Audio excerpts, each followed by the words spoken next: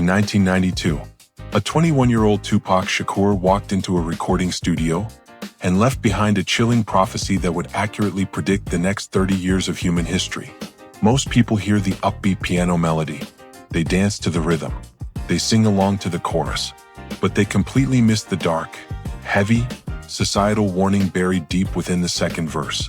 Tupac wasn't just writing music. He was sketching a blueprint for human survival.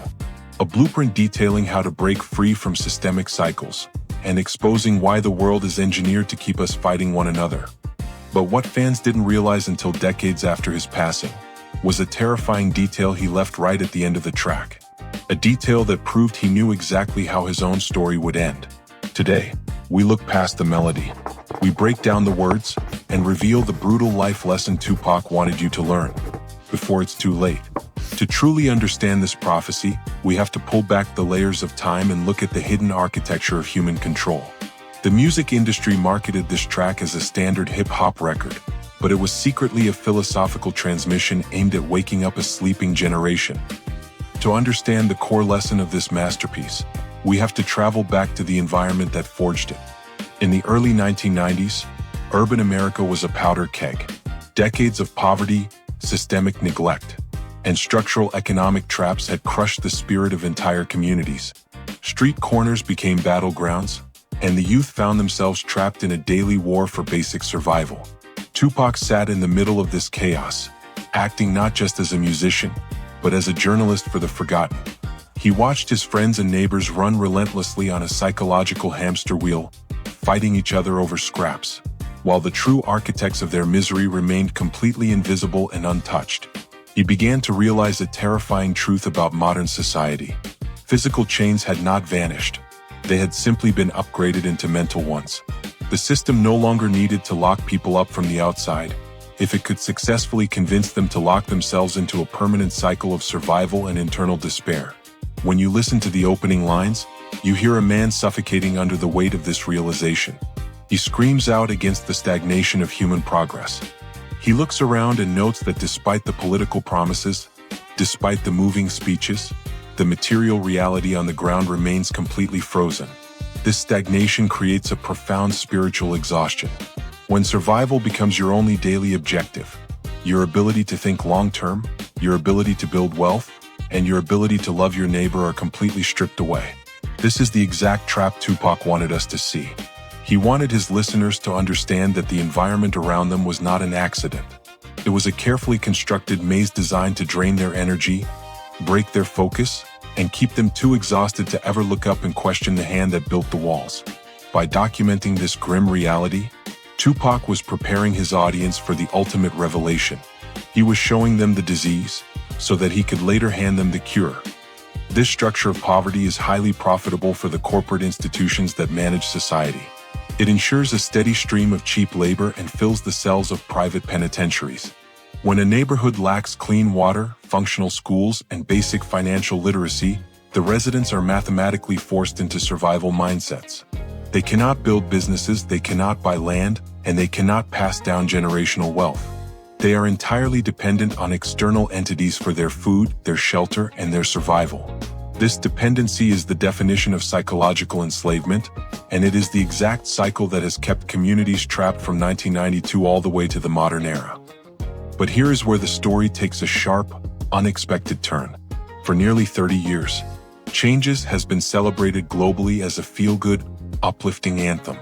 It is played at festivals, blasting in cars, and used as a generic background track for social movements. But this global celebration is actually a tragic misunderstanding of Tupac's true intent. If you peel back the bright piano sample, which was originally written by Bruce Hornsby, you realize that the music is a Trojan horse.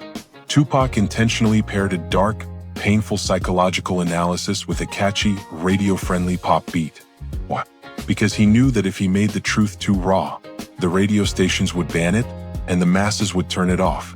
He sugar-coated the medicine so that the world would swallow it, but the tragedy is that the world swallowed the sugar and completely ignored the medicine. We clapped for the melody, while completely tuning out the cries of a dying prophet. When you look at the track this way, the song transforms from an optimistic anthem into a haunting critique of human distraction. It exposes our tendency to dance through our pain, rather than doing the hard, uncomfortable work required to actually fix the root cause of our suffering. The industry used his catchy melody to mask a heavy revolutionary message, effectively neutralizing the threat of his words by turning a warning into a corporate dance track. Let us step directly into the verses and deconstruct the hidden code. Tupac states, "I see no changes. Wake up in the morning and I ask myself, is life worth living? Should I blast myself?" This is not a casual rap lyric. This is a severe, unfiltered clinical evaluation of generational trauma.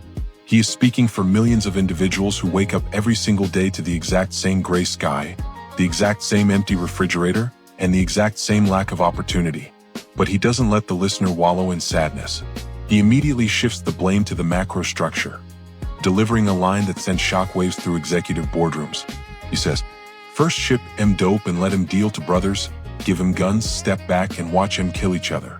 In 20 words, Tupac exposes the ultimate divide-and-conquer strategy used by those in power throughout human history. He was revealing that the animosity between people on the ground is entirely manufactured.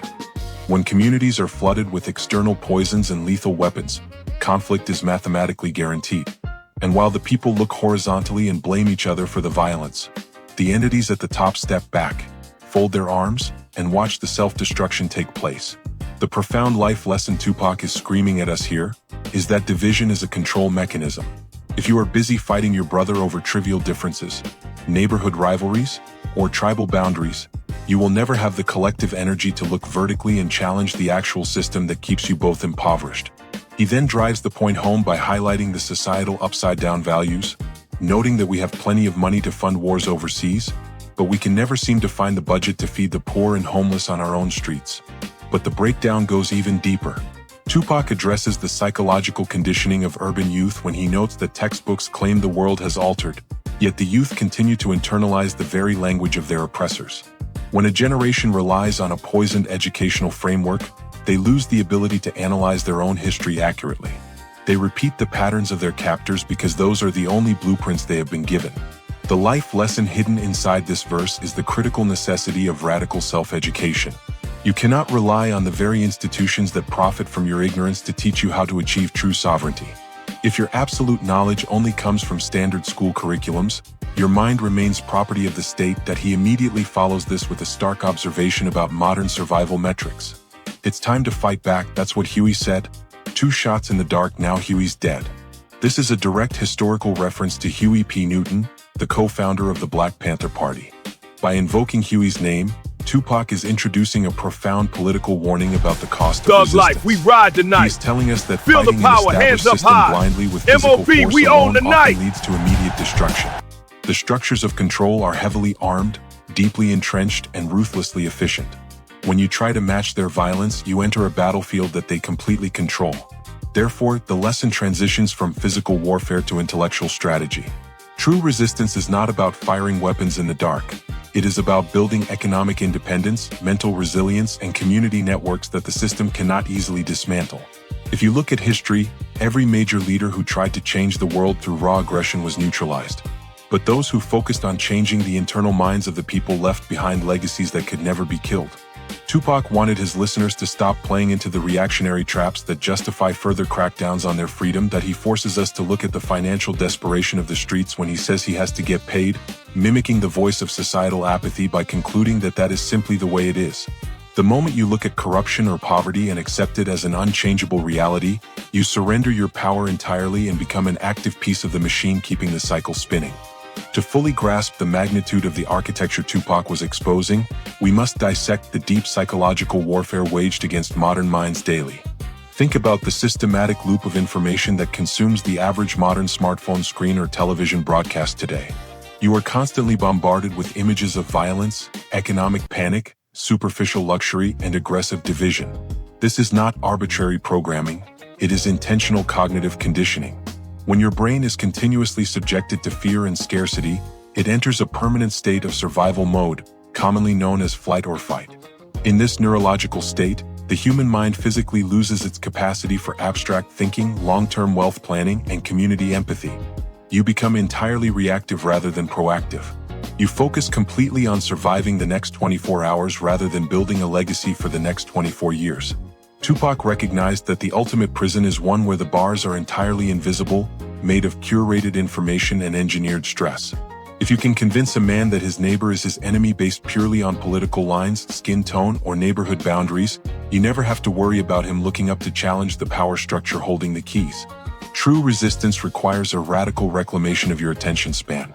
It demands that you intentionally unplug from the sensationalized outrage machines designed to keep you angry, exhausted, and distracted. Until you control what enters your mind, you will never control the direction of your life. So, what is the ultimate, timeless life lesson of changes? It is found toward the climax of the track, where Tupac completely shifts his tone from anger to personal accountability. He states, "We gotta make a change. It's time for us as a people to start making some changes, alter our view of who we are." This is the core shift. True power does not come from waiting for a corrupt, external institution to magically fix your life or save your community. True power begins when you fundamentally alter your view of your own value and potential. Breaking the cycle means refusing to participate in the manufactured hatred, the mindless cultural distractions, and the low-level survival mindsets that society markets to you on a daily basis. You change the world by changing your internal programming first. Right at the end of the song, a voice mutters a chilling phrase, "Rat-a-tat-tat-tat-tat, that's the way it is." It was a reminder that the cycle is violent and relentless. Tupac knew his time was short, but he left us the ultimate blueprint for mental liberation anyway. The absolute tragedy of changes is that Tupac predicted his own erasure inside the arrangement. He knew that speaking these harsh truths made him an immediate target for the machinery he was trying to dismantle. He famously noted that he might not change the world himself, but he would guarantee to spark the brain that would change the world. This record was his message in a bottle, cast out into a dark ocean of societal distraction, waiting for a generation brave enough to stop simply nodding along to the music and actually start implementing the blueprint. True evolution requires that you stop looking for external saviors, leaders, or political figures to fix your environment. The change he was screaming for is completely internal. It starts the exact second you reject the low-level survival habits marketed to you, claim absolute authority over your mind, and begin constructing your own path toward freedom. The music has been playing for 30 years. The warning has been issued. Now the choice belongs completely to you. Are you going to keep mindlessly dancing to the melody, or are you finally ready to listen to the words? If this breakdown opened your eyes, hit that subscribe button right now and turn on notifications. We drop deep biographical lessons and hidden meanings behind history's greatest tracks every single week, and you do not want to miss what is coming next. Now, I want to hear from you. Look down at the pinned comment below and leave your thoughts. Has the world truly changed since 1992, or are we still trapped in the exact same cycles Tupac warned us about? Leave a comment below, let's start the conversation, and I will see you in the next episode.